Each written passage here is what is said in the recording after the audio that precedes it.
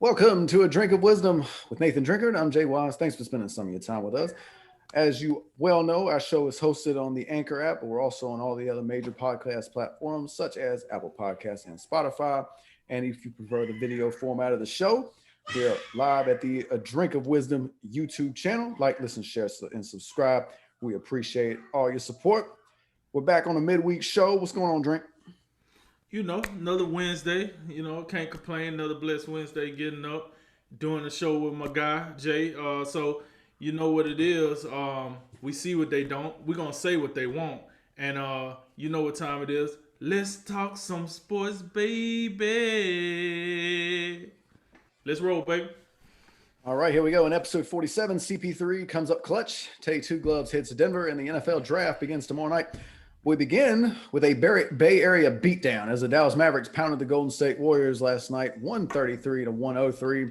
Luka Doncic scored a game-high 39 points, and 5 of the Mavs were in double figures. Dallas led by as many as 43, and they used a 28-0 run in the first half to take complete control, and they never looked back.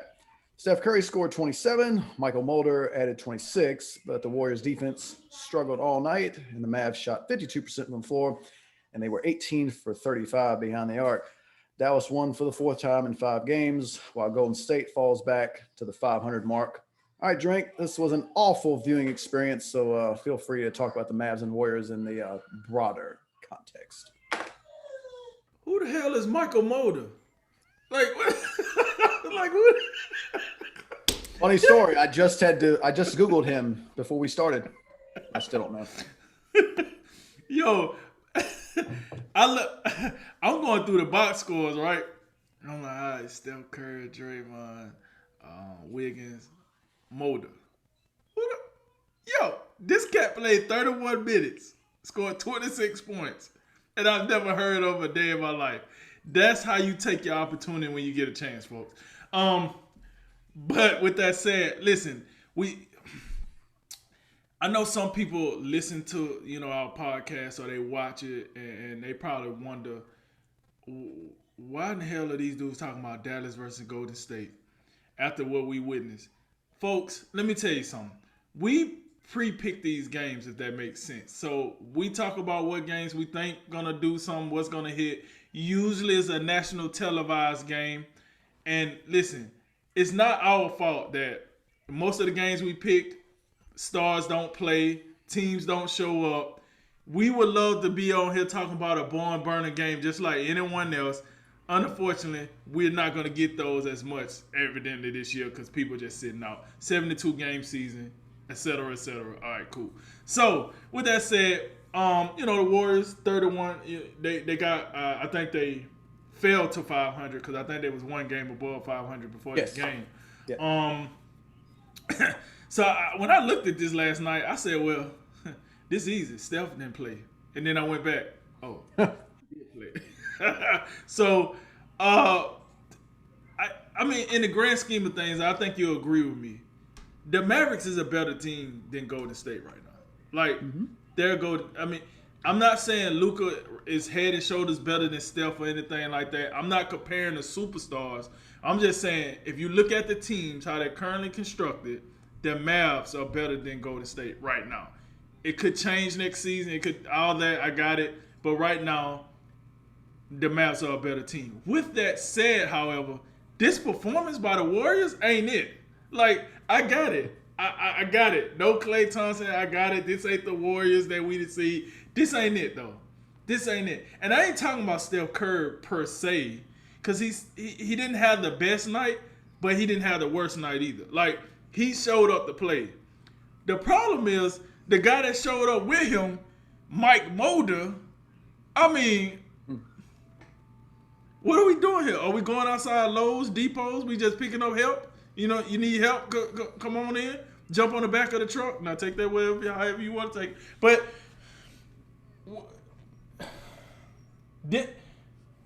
Andrew Wiggins and Draymond Green ought to be ashamed of themselves. They really should.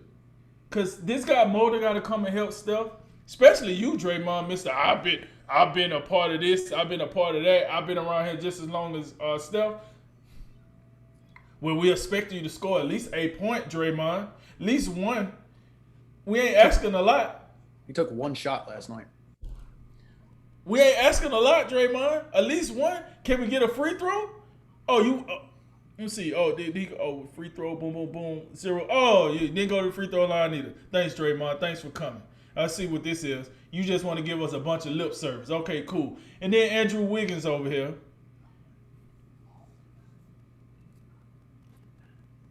At what point do we say Andrew Wiggins is a bust? Or maybe labeling him a bust is too harsh. But he hasn't lived up to his potential. He definitely haven't lived up to being the number 1 overall pick. At what point do we say Andrew Wiggins, like, what are we doing here? Because I feel like he's still using the number 1 overall pick to negotiate his contracts. Because, I mean, you see his last contract. And then he's getting traded from team to team. And every team he go to, he's the second guy or the third guy. And he gets talked about a lot. And he's overrated, in my opinion. So what point do we actually say to ourselves, Andrew Wiggins is overrated? At this point, you would rather have, I don't know, Eric Bledsoe or something. I don't know. But, you say that, but Eric Bledsoe have accomplished something in the NBA, at least. All defense. Like, he done something. Yeah. What have Wiggins gave us? Yeah. That's all I'm saying. What have we... At what point, like... Come on, man. So I just said all that, but I guess my point is this. Like, Golden State, first of all, we've been talking about they're going to probably make it to the play-in game, which they still can. And they will have a chance to do something in that play-in game. However, if Steph is the only dude that's going to show up on the team, don't worry about it. Don't even worry about it. You know what? Go ask them about that secondary COVID site that they were trying to pull for the teams that didn't get invited to Orlando last season. Go ask them about that, because that's not going to cut it. To the Mavericks, I want to say this about Luka. I'm still one of those guys that want to see a little more out of Luka before I don him the next coming of the NBA or top 5 and all this. You know, for the people that say that, I'm not like trying to massively argue with anyone. Your opinion is your opinion. If you think that about Luka, I do understand why people think that, because he does show brilliance, you know, so much throughout the season. I wouldn't say night in and night out, but he shows it enough where you like, this kid is going to be a future star. This kid is going to be a superstar. He's going to be the future of the NBA. A lot of times I do rag on him, but this time I got to give him props. No Porzingis. What do you know? No Porzingis. You know, once again, no Porzingis. That must be a back-to-back thing, I'm guessing. I don't think he's injured. I thought he rolled his ankle or something recently. Maybe he did. That's why I thought he rolled his ankle against. It was a game I was watching recently. He had rolled his ankle. He left that game, and knowing that it's Porzingis, the unicorn, Mr. Soft and Fluffy himself, he might be gone for the rest of the season with an ankle roll. But Luka with 39. Finney Smith, he added his 13. Your boy 42 dropped in 10. And then Tim Hardaway Jr. Brunson. The reason I bring that up is I found this to be very, very unique. When I was doing the number crunching for the show or whatnot, and I was looking, majority, at least the 5 guys that I looked at the hardest, all of those guys had a plus. So they plus and minus, they all was at a plus. You had Luka at plus 29. You had Finney at plus 23. You got Kluber at plus 27. Hardaway at plus 29. Believe that if you want. And then Brunson at plus 16. So they just told me, like, even though Golden State was playing bad, that the Mavericks was still playing, average to above average ball, even though it's hard to tell because Golden State wasn't playing that well.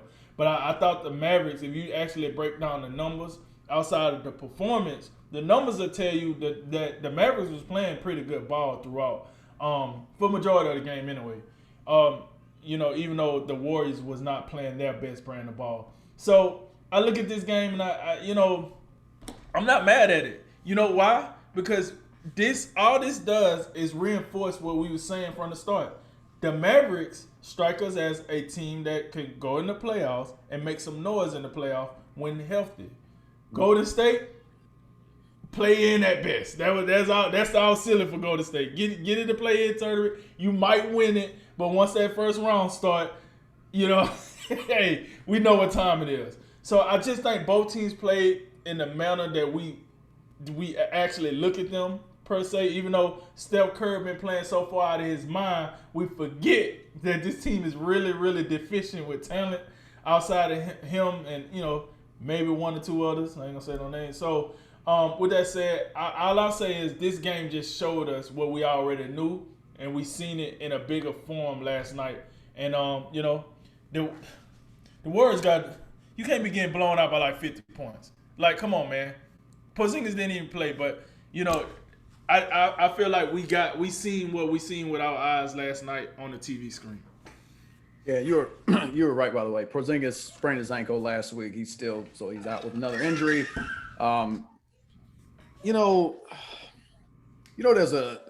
There's a recall going on out in California. You've heard, I assume. They want to recall the governor. Golden State, they'd like to recall this performance. That's how dreadful this was. You tune in, you're trying to catch a game. You think you got a good matchup lined up, and next thing you know, somebody's going on a 28-0 run, 4 touchdowns worth of points being scored. It wasn't watchable. I didn't watch much after the first quarter. I still had the game on, but I was scrolling Twitter or doing something. And then I just look up and somebody's talking about Andrew Wiggins in the context of like, he's at a place where he doesn't have to be the guy now and he fit more some nonsense. I think it was Jim Jackson who was talking, and I had to switch it off. Like they losing by about 35 right now. You're telling me about Andrew Wiggins in this regard? It wasn't watchable. Michael Mulder, 26 points.